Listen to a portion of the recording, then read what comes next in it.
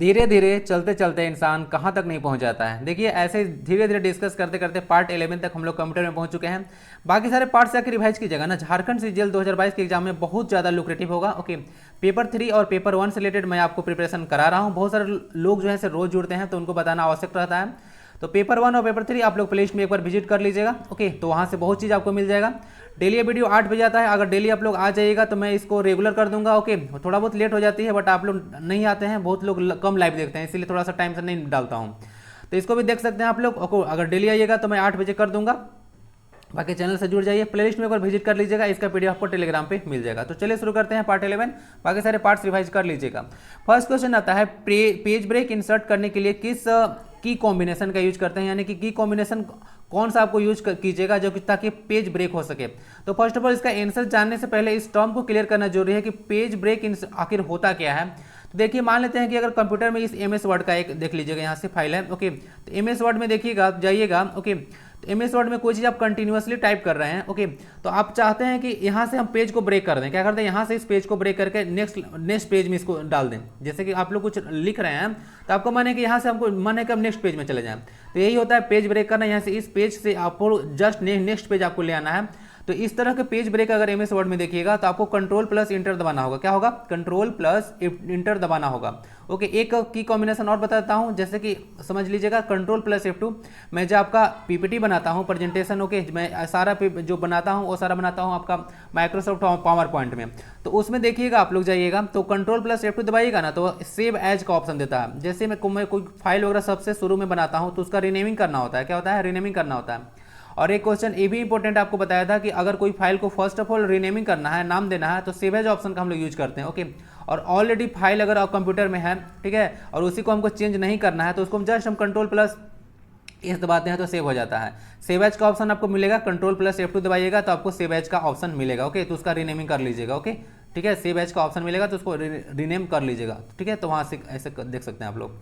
तो यही होता है page break insert. I hope कि समझ में आ चुका होगा। एक शॉर्टकट की आप लोग को और बताता हूं, जैसे कि कंट्रोल है। Okay, control plus shift, control plus shift plus आपका कंट्रोल शिफ्ट प्लस डिलीट का ऑप्शन।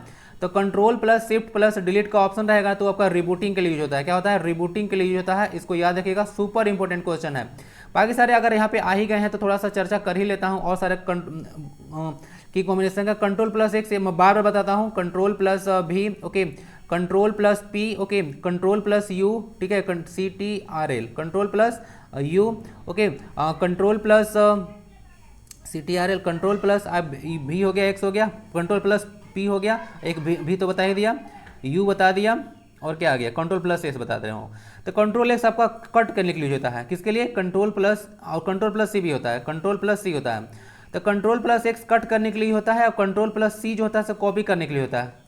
क्लियर नहीं है, एक्स मतलब कट हुआ ना, तो एक्स मतलब होता है कट करना, तो कट होता है कंट्रोल प्लस सी कॉपी के लिए। कॉपी और भी जो है पेस्ट करने के लिए होता है। ध्यान दीजिएगा, कंट्रोल प्लस पी से इसको कंफ्यूज मत कीजिएगा। कंट्रोल प्लस पी प्रिंट करने के लिए होता है। किसके लिए, प्रिंट करने के लिए कंट्रोल प्लस पी होता है। पेस्ट करने के लिए भी होता है। क्या होता है, पेस्ट करने के लिए भी होता है। और थोड़ा सा अंतर क्या है कंट्रोल प्लस एक्स और कंट्रोल प्लस सी में, तो देखिए अगर कोई चीज़ कंट्रोल प्लस एक्स आप दबाते हैं तो फाइल अगर जहाँ से अगर मूव करना होगा, जैसे पेस्ट कीजिएगा तो जहाँ से ओरिजिनल फाइल का लोकेशन था वहाँ से डिलीट हो जाएगा फाइल। ओके, और सिर्फ वही फाइनल लोकेशन में जहाँ पे उसको पेस्ट कीजिएगा सिर्फ वहीं रहेगा। जबकि कॉपी में होता है कि जो ओरिजिनल फाइल लोकेशन है वहाँ पे भी रहेगा और जहाँ आपने उसको पेस्ट किया उस फाइल को वहाँ भी रहेगा। तो दोनों में थोड़ा सा डिफरेंस है। पी प्रिंट करने के लिए यूज करते हैं, पेस्ट के लिए नहीं, याद रखिएगा। Control plus S direct save करने के लिए यूज होता है। कंट्रोल प्लस यू आप लोग अंडरलाइन कर सकते हैं। क्या कर सकते हैं, अंडरलाइन। कंट्रोल प्लस बी जो है आपका बोल्ड कर सकते हैं। कंट्रोल प्लस आई जो है इटैलिक कर सकते हैं। समझे, तो सारा कुछ कुछ होता है। आई होप कि समझ में आ चुका होगा आपको सारा चीज। ओके, चलिए नेक्स्ट क्वेश्चन आता है, एमएस एक्सेल में बनाए गए फाइल को क्या कहा जाता है। तो देखिए एमएस एक्सेल में जो आप फाइल बनाते हैं उसको हम लोग बोलते हैं वर्कबुक। क्या बोलते हैं, वर्कबुक बोलते हैं। सबका नाम होता है।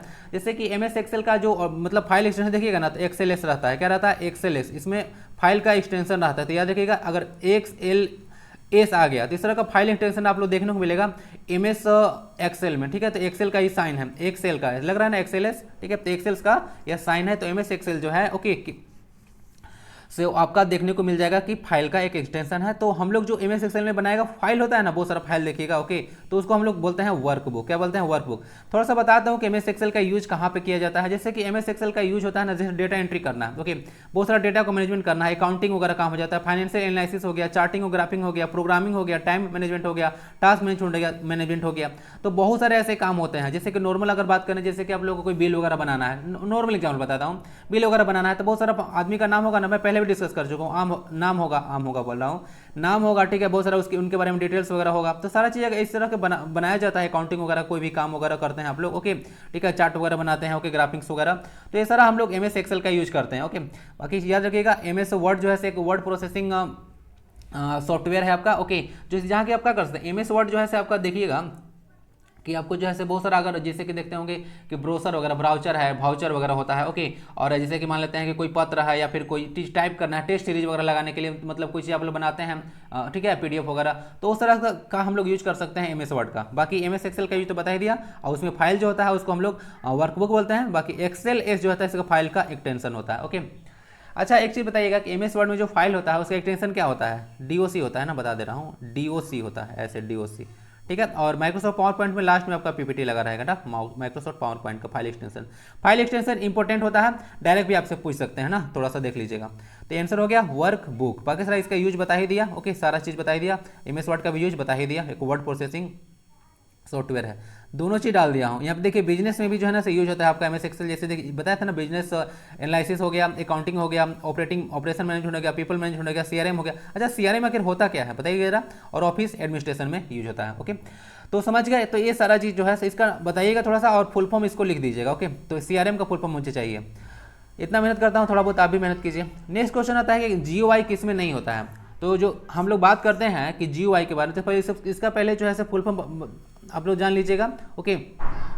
ग्राफिकल यूजर इंटरफेस होता है फुल फॉर्म, क्या होता है? ग्राफिकल यूजर इंटरफेस होता है। तो जब ग्राफिक्स के थ्रू अगर कोई कंप्यूटर से आप इंटरेक्ट करते हैं तो वहाँ पे ग्राफिकल यूजर इंटरफेस आता है। तो यहाँ से थोड़ा सा ध्यान से देख लीजिएगा, जो कैलकुलेटर होता है, क्या होता है? कैलकुलेटर होता है, ओके। एक तरह से आप लोग देखिएगा तो एक पोर्टेबल इलेक्ट्रॉनिक डिवाइस होता है। क्या होता है? पोर्टेबल, एक जगह से दूसरी जगह ले जा सकते हैं आप लोग, तो पोर्टेबल होता है। तो इसको क्या होता है, इसमें जो होता है ग्राफिकल यूजर इंटरफेस नहीं होता है।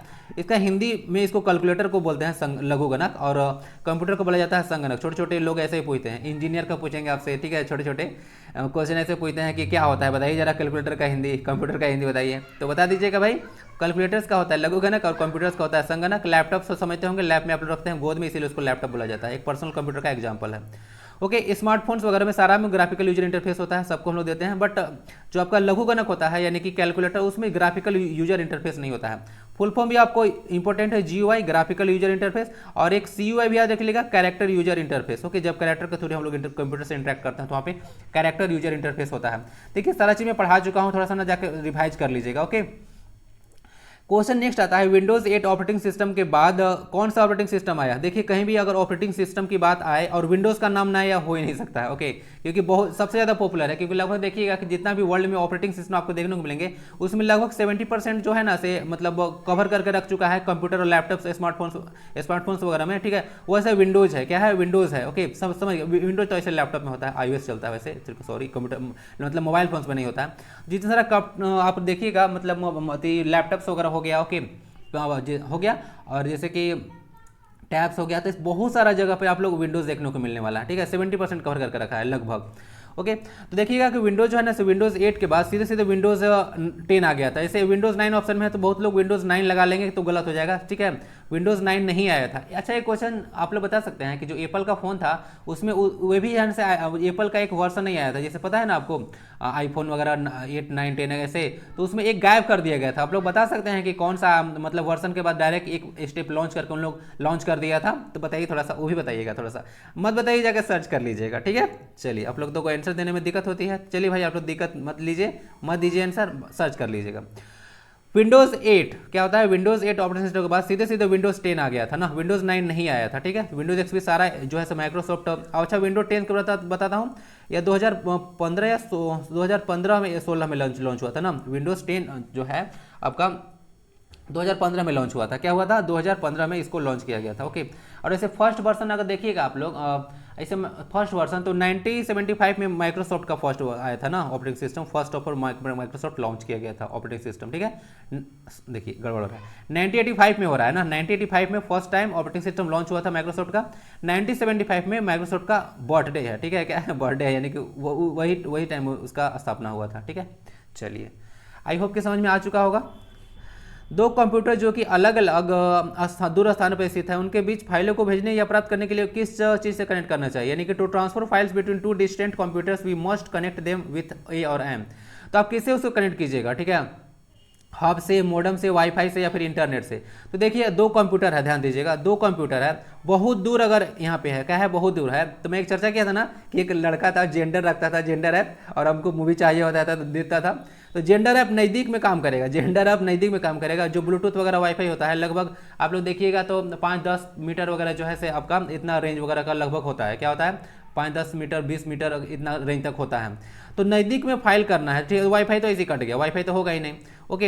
हब वगैरह तो होना नहीं है। मोडेम क्या होता है, मोडेम तो आप लोग एक ऐसा युक्ति होता है जिससे आप लोग कंप्यूटर लैपटॉप वगैरह में लगाते हैं और इंटरनेट को एक्सेस करते हैं, बात समझे, ठीक है, इंटरनेट को एक्सेस कर सकते हैं। इंटरनेट से ही कनेक्ट करना होगा उनको, ठीक है। इंटरनेट को पता है ना कि नेटवर्कों का नेटवर्क कहा जाता है, ओके, पूरा वर्ल्ड में सबसे बड़ा नेटवर्क है, ओके, यानी कि नेटवर्क का दादा है इंटरनेट के, जितना भी नेटवर्क है उसका दादा है, परदादा है, समझ गए। तो ये है आपका इंटरनेट। तो दो अगर डिस्टेंट कंप्यूटर है तो उनके बीच अगर फाइल को ट्रांसफर करना है तो उसको इंटरनेट से कनेक्ट कर दीजिएगा, ठीक है। उसके बाद इंटरनेट के थ्रू आपका फाइल ट्रांसफर आराम से यहाँ से वहाँ तक कर सकते हैं। जैसे कि यह वीडियो है, ठीक है, तो यह वीडियो मैं आपको क्या जेंडर ऐप से थोड़ी भेज रहा हूँ, यह वीडियो तो मैं नेट पर डाल दे रहा हूँ, तो नेट से आप इंटरनेट करके इसको आप एक्सेस कर पा रहे हैं, ओके। तो आई होप कि समझ में आ चुका होगा। दो फाइल अगर बहुत दूर पर है तो वहाँ से इंटरनेट का यूज करके आप लोग जो है कर सकते हैं। बाकी मोडेम का फुल फॉर्म याद रखिएगा, modulator, modulator, modulator, okay, modulator, D modulator होता है, डी मॉड्यूलेटर, मॉड्यूलेटर, ओके। और वाईफाई का होता है wireless Fidelity, okay, wireless Fidelity मतलब बिना वायर के काम करता है वाईफाई, ठीक है। चलिए एक हाई फाई का फुल फॉर्म जानते हैं, हाई फाई का फुल फॉर्म इसका होता है हाई फिडेलिटी, क्या होता है, हाई फिडेलिटी। लाई फाई का फुल फॉर्म आप लोग बताइए। नेक्स्ट क्वेश्चन आता है वो क्वेश्चन नंबर 6, निम्न में से कौन सा नेटवर्क सबसे तेज होता है, क्या होता है, निम्न में से कौन सा जो है से नेटवर्क सबसे तेज होता है, मैन, लैन, वैन या सब सेम होता है, बताइए।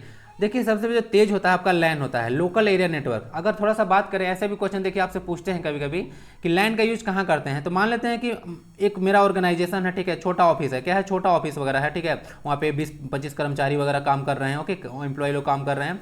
तो वहाँ पे हमको नेट देना होता है, इंटरनेट अगर देना है तो वहाँ पे लैन होगा, लोकल एरिया नेटवर्क जिसको शॉर्ट फॉर्म में आप लोग बोलते हैं, ठीक है। तो समझ लीजिएगा कि छोटा ऑर्गेनाइजेशन वगैरह है तो वहाँ पे हम लोग लैन का यूज करते हैं। मैन होता है मेट्रोपॉलिटन एरिया नेटवर्क, क्या होता है मैन का full form, metropolitan area network. तो किसी अगर सिटी वगैरह में हमको अगर नेटवर्क प्रोवाइड करना होता है, ओके, पूरा सिटी वगैरह में, तो वहाँ पे हम लोग मैन का यूज करते हैं। जैसे कि आपका टावर हो गया, तो एक टावर जो है किसी सिटी में वहाँ जो होता है ना से आपका जो है इंटरनेट प्रोवाइड कराता है, वहाँ पे मैन होता है। वैन होता है फुल फॉर्म इसका, मैन का full form metropolitan area network, full form भी याद रखिएगा, पूछ सकते हैं ऐसे, ठीक है। कंप्यूटर जनरल कंप्यूटर का क्वेश्चन आने वाले हैं ना, तो कुछ भी पूछ सकते हैं आपसे, ओके। बाकी सिलेबस वाइज चल रहा हूँ, टेंशन मत लीजिए। वैन है इसका होता है वाइड एरिया नेटवर्क, क्या होता है, वाइड एरिया नेटवर्क। और वाइड एरिया नेटवर्क से एक क्वेश्चन एक बार पूछा जा चुका है, ओके, वाइड एरिया नेटवर्क से अगर दो कंटिनेंट वगैरह है, क्या है, दो कंटिनेंट है, दो देश वगैरह है, तो उसके बीच अगर हमको जो है फाइल वगैरह ट्रांसफर करना है, ओके, या इंटरनेट का यूज करना है, तो वहाँ पे यूज होता है वाइड एरिया नेटवर्क, ठीक है। तो उस नेटवर्क होता है दो महाद्वीपों के बीच कनेक्ट करने के लिए, दो देशों को कनेक्ट करने के लिए हम लोग यूज करते हैं वैन का, यानी कि सबसे हाईएस्ट लेवल पर आपका वैन आता है, ठीक है, समझ चुके होंगे ना। और कंप्यूटर का समझ गए ना, सारा चीज़ यहाँ पे हो चुका है, लैन मैन वगैरह सारा हो गया, फुल फॉर्म बता दिया। और यहाँ पे हम लोग यूज करेंगे फास्टेस्ट मोड ऑफ कम्युनिकेशन होता है आपका लैन में, ठीक है, लैन में नेटवर्क बहुत फास्ट होता है, ठीक है। जैसे कि घर में आप लोग वाईफाई लगाते हैं ना, क्या लगाते हैं, राउटर वगैरह लगाते होंगे, अब तो जियो फाइबर वगैरह आ गया, तो बहुत फास्ट होता है, ठीक है, हॉटस्पॉट जिसको आप बोलते हैं जनरली। देखिए आगे नेक्स्ट क्वेश्चन आता है, देखिए यहाँ से आपको एक कन्वर्ट करना है, अच्छा क्वेश्चन है। कन्वर्ट यानी कि एक 101110 को दशमलव संकेतक में बदलकर सही उत्तर का चयन कीजिए, यानी कि convert 101110 into decimal system and choose the correct answer. Decimal system इसको कन्वर्ट करना है, आखिर ये है क्या, एक्चुअली में बाइनरी सिस्टम में आपको बताया था ना कि कंप्यूटर जो होता है कोई भी आप इसको इन्फॉर्मेशन देते हैं तो पहले उसको 0-1 में कन्वर्ट करता है, क्या करता है 0 और 1 में कन्वर्ट करता है, क्योंकि कंप्यूटर के पास इसके अलावा समझने के अलावा कुछ है ही नहीं, क्या होता है इसके अलावा समझने कुछ है ही नहीं, 0 और 1 को ही समझता है, ओके। आदमी जैसा नहीं है कि किसी को भी समझ रहा है, ओके, सिर्फ ये दो ही चीज़ समझता है, ओके, दो चीज़ के अलावा किसी चीज़ को नहीं मानता है, ठीक है। चलिए, तो आप लोग भी कंप्यूटर जैसा बनिए। तो थोड़ा सा इसको कन्वर्ट करके मैं बता देता हूँ कि देखिए डेसिमल में थोड़ा कन्वर्ट करने का तरीका होता है कि जितना लास्ट डिजिट है, ठीक है, जो यहाँ से शुरू से लास्ट डिजिट देख रहे हैं, अगर यूनिट डिजिट से बात करें तो उसमें आप लोग 0 पावर से मल्टीप्लाई कीजिएगा, 10 को 10 के पावर 1 कीजिएगा, ओके। और उसके बाद जो मतलब 2 के पावर आपको डेसिमल में करना है तो उसका बेस जो होता है 2 होता है, ठीक है। तो आप लोग जो है क्या कीजिएगा, उसको 2 से कीजिएगा, ओके। और उसके बाद उसको क्या करना है, जो आप देखिएगा मतलब इसका बेस 10 होता है, बदलने का तरीका में 2 के पावर में लिखते हैं, ठीक है। मतलब यहाँ बेस के ही सेंस में बोल रहा हूँ, जैसे कि बेस मत बोल दीजिएगा, डेसिमल में बेस अति होता है 10 होता है। इसको आप लोग कन्वर्ट कीजिएगा, ठीक है, कन्वर्ट कीजिएगा, ठीक है। बाइनरी का बेस 2 होता है ना, बाइनरी का बेस 2 होता है, ऐसे जो भी लिखा जाता है उसको बाइनरी का 2 होता है। डेसिमल में इसको कन्वर्ट करने के लिए इसका हम लोग पावर लेते हैं, क्या होता है, पावर लेते हैं 0, 10 ऐसे वगैरह, ठीक है। तो इसका बेस 10 होता है ना, डेसिमल का बेस 2 बाइनरी का होता है। तो अगर थोड़ा सा देखें यहाँ से, हम क्या देखें, यहाँ से देखें अगर इसको, ओके, तो थोड़ा सा कन्वर्ट करना है ना, देख लीजिए। सबसे पहले क्या नंबर था, 1 0 1 1 1 0, ओके, यही था। तो देखिए इसको कन्वर्ट करना होगा, यहाँ से यूनिट आया टेंस, ठीक है, फिर उसका 100 डिजिट आया, फिर उसके बाद 1000 10,000, उसके बाद आपका आ गया लाख डिजिट, ठीक है। तो 5 डिजिट 6 आ गया तो लाख में पहुँच गया, ओके। तो पूछते भी हैं कि 1 लाख पे क्या जीरो होता है, तो 1 लाख पे 5 जीरो होता है, ठीक है। 1 करोड़ पे कितना होता है, तो 1 पे आपका 7 जीरो होता है। यहाँ से देख लिया आपने, तो चलिए शुरू करते हैं हम इसको। तो आप लोग इसका प्लेस देख लीजिएगा, इसका प्लेस है आपका 0, ठीक है, इसका 1, इसका 2, इसका 3, इसका 4 और इसका 5, ठीक है। 0 से स्टार्ट कीजिएगा, ओके। चलिए तो कर लीजिएगा इसको 1 इंटू 2 के पावर 5 कर लीजिए, ठीक है, उस plus 0 into 2 to the power 4 कर लीजिएगा, plus 1 into 2 to the power 3 कर लीजिएगा, ओके, प्लस फिर यहाँ से फिर 1 आ गया तो 1 इंटू 2 टू द पावर 1 कर लीजिएगा, उसके बाद फिर से 1 है तो 1 इंटू 5 4 3 2 तो गायब ही कर दिया 2, फिर 2 टू द पावर 1 कर लीजिएगा, और उसके बाद लास्ट में 0 आता है, उसके बाद कर लीजिएगा 2 टू द पावर 0, ओके। तो इसको थोड़ा सा देख लीजिएगा यहाँ से, तो इसको अगर थोड़ा सा लिखें हम तो 2 के पावर 5 32 आता है, ये तो आपका 0 हो गया, ओके। उसके बाद देखिएगा तो ये आपका 8 आ गया, ओके, ये आपका 4 आ गया, ओके, अब ये आपका 2 आ गया, अब आगे तो 0 हो गया, ठीक है। ये तो 0 2 टू द पावर 0 पावर 1 होता है किसी का 0 तो उसका वैल्यू 1 होता है, किसी का भी पावर अगर 0 है तो 1 होता है। ऐड कर लीजिए सारा को, ओके, कितना आ जा रहा है, 8 2 10 4 14 32 और 14 46 आ गया, कितना आ गया 46। तो देख लीजिएगा, लगा लीजिएगा टिक इसको, 46 आपका आंसर हो गया। तो इस तरह से हम लोग कन्वर्ट करते हैं, ओके, बेस 2 वालों को बेस 10 में, ओके। नेक्स्ट क्वेश्चन आता है, निम्न में से कौन सा एक उपयोगिता सॉफ्टवेयर नहीं है, यानी कि यूटिलिटी सॉफ्टवेयर नहीं है, बताइए। File manager, disc fragmenter, antivirus या नोटपैड। तो देखिए सारा आपका जो है यूटिलिटी सॉफ्टवेयर फाइल मैनेजर और फाइल मैनेजमेंट के काम आता है। डिस्क फ्रेगमेंटेशन, अगर देखिएगा कि कोई कंप्यूटर फास्ट काम नहीं कर रहा है, ठीक है, तो वहाँ पे हम लोग डिस्क फ्रेगमेंटर का यूज करते हैं। एंटीवायरस भी एक यूटिलिटी सॉफ्टवेयर है, जो कि आपको कंप्यूटर पर जो बहुत सारा मतलब मालवेयर वगैरह या फिर वायरस वगैरह से कंप्यूटर को खतरा होता है उससे बचाता है, ओके। नोटपैड जो आपका यूटिलिटी सॉफ्टवेयर नहीं है, जो नोटपैड है आपका यूटिलिटी सॉफ्टवेयर नहीं है। अगर देखिएगा कोई भी आपका कंप्यूटर होगा तो उसमें एक नोटपैड होता है, जिस जहाँ पे आप लोग क्या करते हैं, कोई एक टेक्स्ट एडिट करते हैं, जिसे लिखते उखते हैं, टाइपिंग वगैरह करते हैं। जैसे कि आप लोग कंप्यूटर क्लास ज्वाइन किए होंगे ना, तो नोटपैड में बहुत सारी चीज़ लिखवाया जाता होगा, ठीक है। तो वो नोटपैड होता है, एक टेक्स्ट एडिटर प्रोग्राम है, ओके, ठीक है, क्या है, टेक्स्ट एडिटर प्रोग्राम है, माइक्रोसॉफ्ट के साथ ही इनबिल्ट आता है ना। चलिए नेक्स्ट क्वेश्चन पे मूव करते हैं। कौन सी मेमोरी एक्सटर्नल स्टोरेज डिवाइस के रूप में कार्य करती है, यानी एक्सटर्नल है ना, एक्सटर्नल है, तो एक्सटर्नल स्टोरेज डिवाइस के रूप में आपका सेकेंडरी स्टोरेज डिवाइसेस काम करता है। क्या करता है, सेकेंडरी स्टोरेज जो मेमोरी डिवाइस होता है, ओके, यहाँ डिवाइस लिखना भूल गया हूँ, जो अच्छा यहाँ पे डिवाइसेस लिखा हुआ है ना, हाँ तो बहुत सारा हो सकता है, ओके। तो सेकेंडरी स्टोरेज डिवाइसेस के जैसा काम करता है, ओके, एक्सटर्नल स्टोरेज डिवाइस। अब एक्सटर्नल इसका नाम क्यों किया है, देखिए कोई चीज़ जो कंप्यूटर में इनबिल्ट आता है, ओके, क्या है, कंप्यूटर में इनबिल्ट आता है, लेकिन कुछ कुछ हम लोग उसको ऐड करते हैं, मतलब स्टोरेज के लिए ऐड करते हैं। जैसे कि एग्जांपल लो, पेन ड्राइव, क्या है, पेन ड्राइव, तो पेन ड्राइव आपका एक एक्सटर्नल स्टोरेज डिवाइस हो गया, क्योंकि बाहर से इसको कनेक्ट करके हम लोग डेटा वगैरह को उसमें सेव करते हैं, ओके, एक्सटर्नल स्टोरेज डिवाइस हो गया, ओके, समझ गए। प्राइमरी मेमोरी आप लोग समझते होंगे, रैम वगैरह होता है ना, रैंडम एक्सेस मेमोरी, तो कंप्यूटर में जो आप काम करते हैं तो ओके, तो उस समय जो डेटा स्टोर रहता है वो प्राइमरी मेमोरी में रहता है, ओके। और बाकी ये 2 जगह प्राइमरी हो गया ना। चलिए कुछ और इसको डाल दूंगा पीडीएफ में कर दूंगा, सही, ओके, उतना ध्यान नहीं दिया इसको। कल ना एक्चुअली मैं बहुत सारा थका हारा था, तो रात में पीपीटी बनाया तो बहुत सारी चीज़ें मतलब एडिट करना भी मतलब भूल गया। एक कैश मेमोरी याद रखिएगा कि कैश मेमोरी जो है ना, से कैश मेमोरी आपका भी एक रैम का पार्ट होता है। और एक क्वेश्चन यहाँ से ये पूछते हैं कैश मेमोरी से लेकर कि अगर मान लेते हैं कि आपका कंप्यूटर कोई फंक्शन कर रहा है, ठीक है, कंप्यूटर सीपीयू फंक्शन कर रहा है, तो वहाँ से तो उसको डाटा बहुत ज़्यादा फास्ट अगर लेना हो तो कौन से मेमोरी से लेता है, रैम लेगा, रोम ले लेगा, या फिर हार्ड डिस्क लेगा, या कैश से लेगा।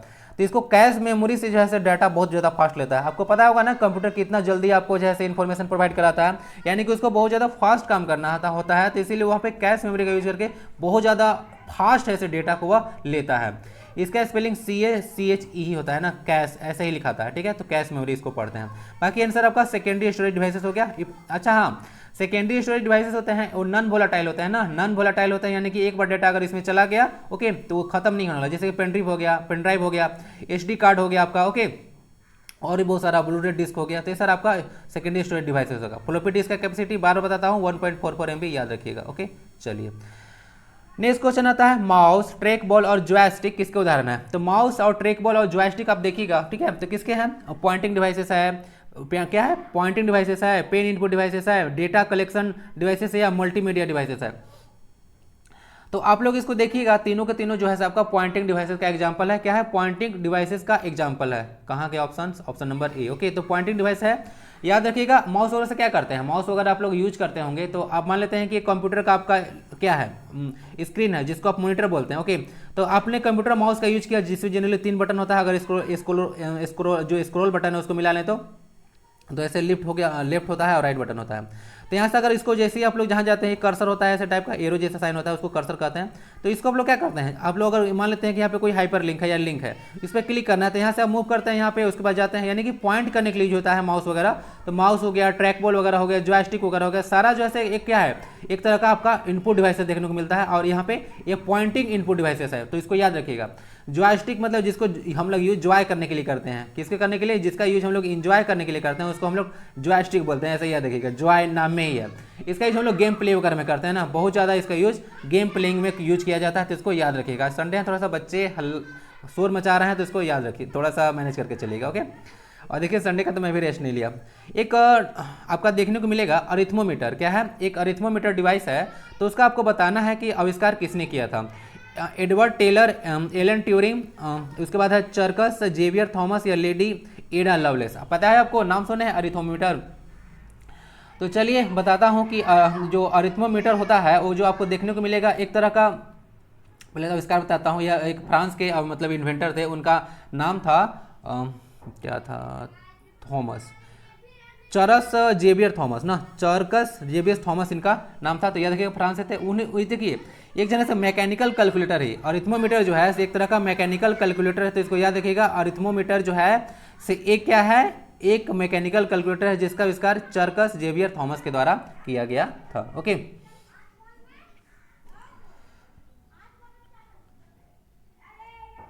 चलिए बहुत बड़ा नाम है, तो ऐसे ही ना ऑप्शन में दिए हुए थे। बाकी एलन ट्यूरिंग जानते हैं आप लोग, एलन ट्यूरिंग को हम लोग फादर ऑफ कंप्यूटर साइंस जानते हैं। क्या है, फादर ऑफ कंप्यूटर साइंस जानते हैं ना, फादर ऑफ कंप्यूटर साइंस है ये आपका, कौन, एलन ट्यूरिंग। और फादर ऑफ पर्सनल कंप्यूटर बताए थे ना आपको, फादर ऑफ जो पर्सनल कंप्यूटर बताए थे, थोड़ा सा बताइएगा जरा, फादर ऑफ पर्सनल कंप्यूटर कौन है। उसके बाद देख लीजिएगा यहाँ से आंसर आपका क्या हो गया, चर्कस जेवियर थॉमस और लेडी एडा लवलेस। क्या है, लेडी एडा लवलेस जो है से इनको फर्स्ट प्रोग्रामर माना जाता है, कंप्यूटर के इतिहास में फर्स्ट प्रोग्रामर इन्हीं को माना जाता है। और ये जो है से इनको हम लोग क्या बोलते हैं, मदर ऑफ कंप्यूटर बोलते हैं। जैसे फादर बोलते हैं ना चार्ल्स बेबेज को, तो उस तरह से इनको मदर ऑफ कंप्यूटर बोला जाता है, okay, mother of computer. Answer आपका हो गया चर्कस जेवियर थॉमस, ओके। चलिए एडवर्ड जो आपका एलन ट्यूरिंग है ना, उनके बारे में याद रखिएगा, फादर ऑफ कंप्यूटर साइंस कहा जाता है इनको। नेक्स्ट क्वेश्चन आता है, निम्न में से कौन सी भाषा चौथी पीढ़ी से संबंधित है। क्या है, चौथी पीढ़ी से संबंधित भाषा बताना है। एसक्यूएल, बेसिक, सॉ या फिर मरकरी, बता दिए यही 4th जनरेशन से कौन सा लैंग्वेज रिलेटेड है। तो देखिए आपका एसक्यूएल है। क्या है, एसक्यूएल आपका जो है से आपका लैंग्वेज जो है से 4th जनरेशन का है। जनरेशन ऑफ कंप्यूटर सारा बताया था ना, सब अलग अलग जनरेशन में अलग अलग आपको देखने को मिला था, ओके। बहुत सारी चीज़ हम लोग यूज किए थे, ओके।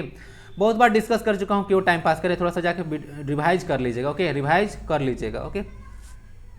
चलिए तो आपका एसक्यूएल होगा, एसक्यूएल का फुल फॉर्म बताता हूँ। स्ट्रक्चर्ड क्वेरी लैंग्वेज होता है ना, क्या होता है, स्ट्रक्चर्ड, PDF में दे दूंगा, structured query language. Structured query language. Okay, तो यही इसका फुल फॉर्म होता है, इसको याद रखिएगा आप लोग। स्ट्रक्चर्ड क्वेरी लैंग्वेज होता है एसक्यूएल का, 4th जनरेशन का आपको देखने को मिलेगा यह भाषा है। ओके, एसक्यूएल का यूज आप लोग डेटा मैनेजमेंट हम लोग यूज करते हैं, कहीं से कोई डेटा वगैरह हमको अपडेट करना है या फिर कहीं से डाटा लेना है तो वहाँ पे एसक्यूएल का बहुत ज़्यादा यूज होता है, थोड़ा सा इसको याद रख लीजिएगा। ओके, बेसिक वगैरह सारा भी सब लैंग्वेज है, बहुत सारा लैंग्वेज पढ़ा चुका हूँ, थोड़ा सा रिवाइज कीजिए ना, बहुत ज़्यादा सारा है, बहुत हेल्प होगा थोड़ा सा, ठीक है, आपका एग्जाम में बहुत ज़्यादा हेल्प होगा, थोड़ा सा रिवीजन करके जाइएगा।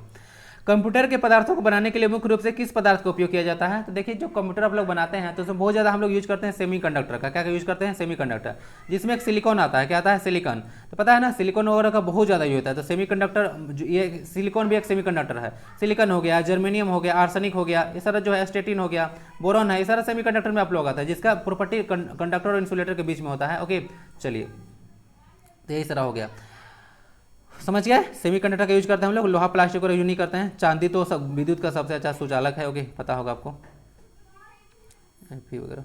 अच्छा, एक चीज बता दूं, का ये आयरन का सिंबल एफी होता है, एफ मतलब फेरम, इसका लैटिन नेम है। ओके, और उसके बाद सिल्वर होता है, उसके सिंबल एजी होता है ना, अर्जेंटीनम। ओके, बाकी सेमीकंडक्टर में नाम अगर दे देगा तो सिलिकॉन वगैरह सबसे ज़्यादा यूज होता है। ओके, तो इसे याद रखिएगा, सिलिकॉन, जर्मेनियम वगैरह। तो आंसर आपका सी हो गया, सेमीकंडक्टर। सेमीकंडक्टर का यूज करते हैं। बाकी प्लास्टिक वाला तो कंप्यूटर का मतलब हार्डवेयर बनाने के लिए यूज करते हैं, बहुत सारा चीज़ हार्डवेयर, जैसे कि अगर मतलब लोहा वगैरह का बनाएंगे तो जल्दी उसमें जंग लग जाएगा ना, तो प्लास्टिक थोड़ा सा रेजिस्टेंट, आपको बोलते हैं कोरोजन फ्री रहता है, उतना जल्दी उसमें जंग नहीं लगता है, तो इसीलिए हम लोग इसका यूज करते हैं प्लास्टिक वगैरह का।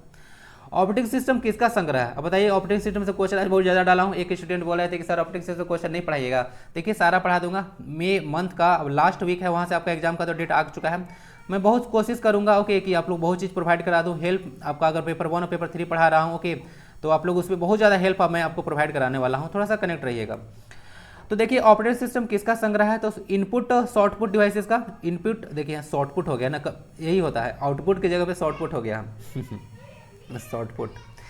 चलिए, तो इनपुट आउटपुट डिवाइसेस का होता क्या नहीं, जो टाइप करता हूँ तो लिखा होगा कुछ, तो थोड़ा अगर मिस्टेक हुआ होगा तो वहाँ से ऊ बन गया होगा, तो ध्यान से नहीं देखा उसको।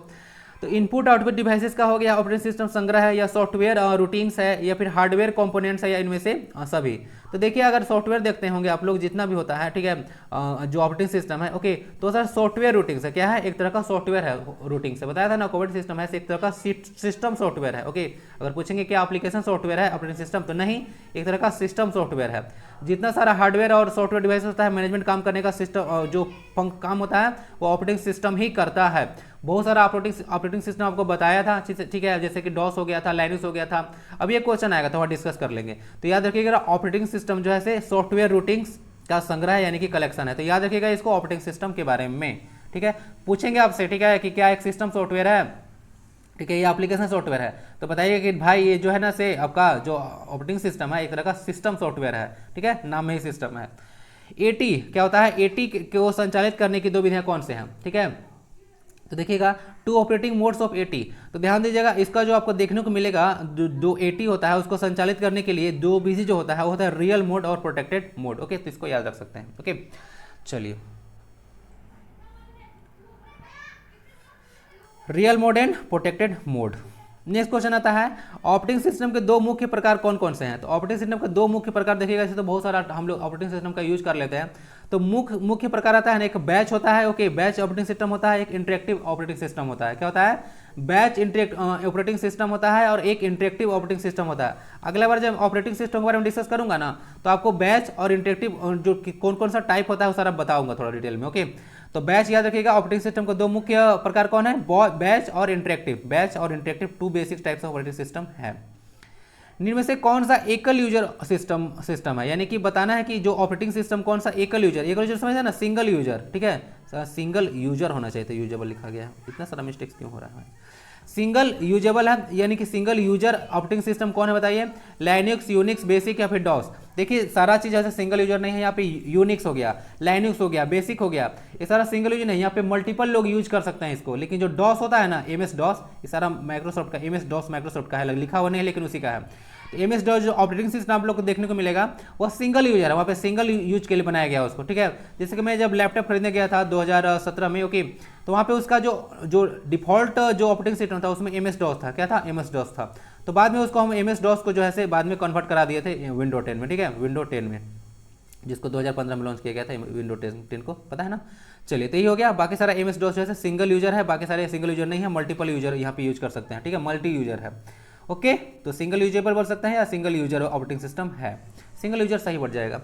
नेक्स्ट क्वेश्चन आता है, निम्न में से कौन सा यूजर प्रोग्राम के क्रियान्वयन को संचालित करता है ताकि कंप्यूटर में त्रुटि और गलत प्रयोग नियंत्रित किया जा सके। ओके, जैसे मैं गलती करता हूँ कभी टाइपिंग में, तो which of the following controls the execution of user program to prevent errors and improper use of computer. तो कहीं भी अगर उसका गलत प्रयोग हो रहा है कंप्यूटर का या फिर एरर्स वगैरह को हमको रोकना होता है तो किसका यूज करते हैं, तो हम लोग उसका यूज करते हैं कंट्रोल प्रोग्राम का। किसका यूज करते हैं, कंट्रोल प्रोग्राम का यूज करते हैं, ठीक है। कंट्रोल प्रोग्राम का यूज करके हम लोग बहुत सारा चीज़ को त्रुटि वगैरह को, और चाहते हैं कि अगर कोई गलत यूज ना हो तो वहाँ से हम लोग कंट्रोल प्रोग्राम का यूज करते हैं।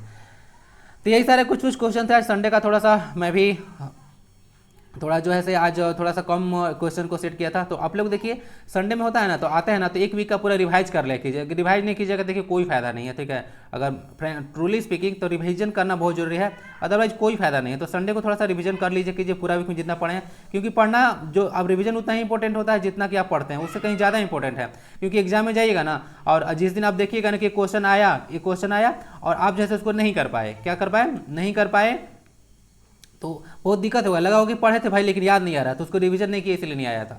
यहाँ तक आते हैं तो आपको पता है जेच लिख देना है झारखंड, और बाकी रिवीजन भाई अच्छा से कीजिए। सारा पार्ट्स वगैरह बहुत चीज़ मैं आपको प्रोवाइड कर रहा हूँ, फायदा उठाइए भाई। ओके, और बाकी अगर यहाँ तक पहुँच गए होंगे तो चैनल को सब्सक्राइब कर लीजिएगा भाई। यहाँ तक आए होंगे तो इसका मतलब है कि आपको वीडियो अच्छा लगा होगा। ओके, तो चलिए स्वस्थ रहें, मस्त रहें, पढ़ाई लिखाई में व्यस्त रहें। मिलते हैं फिर, वंदे भारतम।